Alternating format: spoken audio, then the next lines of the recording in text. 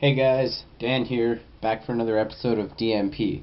So my last video was a question and answer video about KMS. So the last one's the question, and this one's the answer.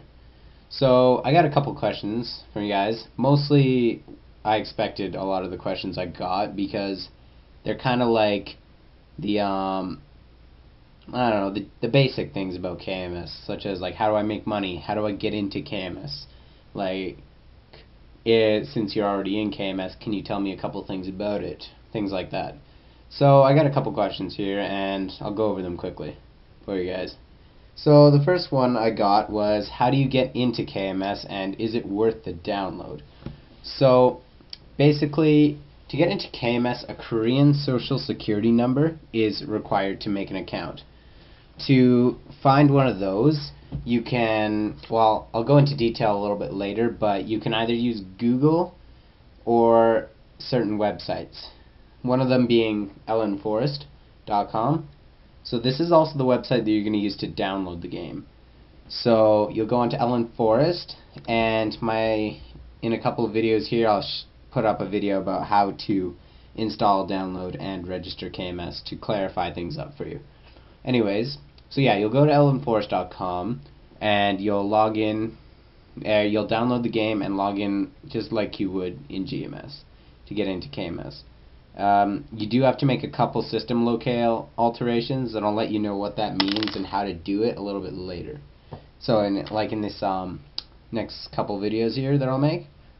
Anyways, yeah, it is worth the download, and mostly if you're anxious to try the new content, or maybe like there's a new class coming out and you're like, oh, I don't know if that's for me or not. Well, this'll kind of like, you can play it and you won't be inclined to get to a very high level because it is a lot more difficult because there's not a lot of money, like nobody to give you money or anything like that.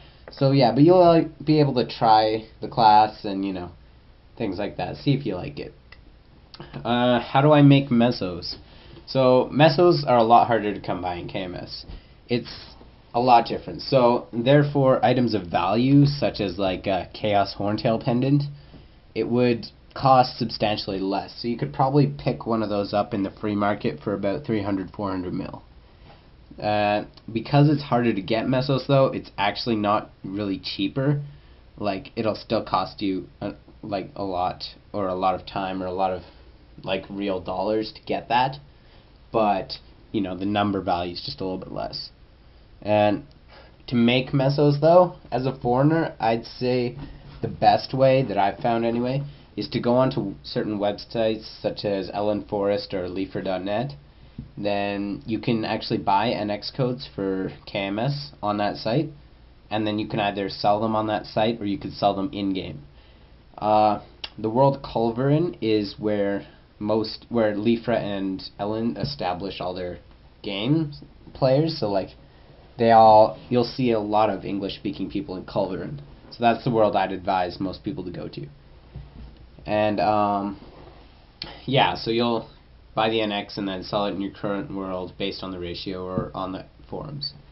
If you level up and you get good gear, which yeah, I'll never even consider doing because it just takes way too much time and effort, but yeah, if you do level up and get good gear in KMS, bossing is the best way to make mesos.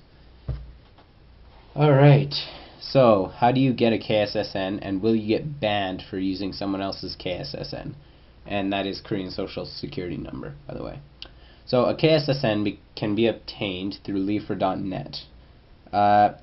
This is kind of like a cool system they have set up. Basically, you make an account with Leafra, and then you apply for a KSSN, and you have to have like a certain kind of stature on their website, and then they'll email you back in the next month, and then they'll kind of let you know like where your application stands, and then if they accept it, they will email you a Korean Social Security number, in which you can then use to make your Korean account.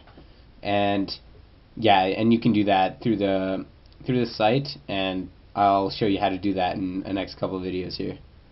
Alright, so Yes, these numbers are copied from from South Korean citizens. As bad as that sounds, but it's the only way to get them. No, you will not get banned for using someone else's KSSN, provided they have never made an account with that KSSN before. And the only reason I say that is if you get a KSSN, you can make a couple accounts with it. But if those accounts are being made from your IP, then you won't get banned. If they notice that it's from different IPs, that's when you might get banned.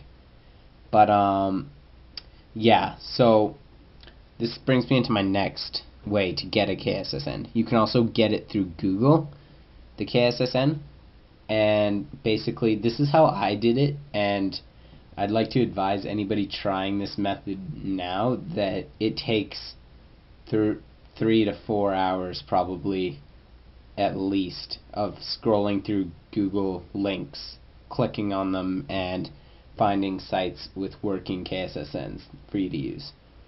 It took me maybe 3.5 hours to find one, but it is a way to do it. And on that note, if you stumble across a KSSN that's been used before to make a MapleStory account, which is likely because MapleStory is really big over there, then there's a chance that it could just block you out completely. But that is a way to do it, and I did it that way, and it's worked out for me so far. Now, the last question I got was, does the level 150 Paladin Hyperskill let you attack while the buff is active? So I actually couldn't find any information about this defect, because I should assume it is a defect. You can't attack while buffed with something. Okay, sounds kind of sketchy. But I do recommend checking back on Orange Mushroom blog to find the answer for this question. Sorry about that, but anyways, that concludes this episode of DMP, and I hope I answered some valid questions about KMS and, encourage you guys to maybe sign up and play. I am in the world Culverin, and my IGN is Immunability if you want to add me. Anyways, I'll see you guys later. Bye.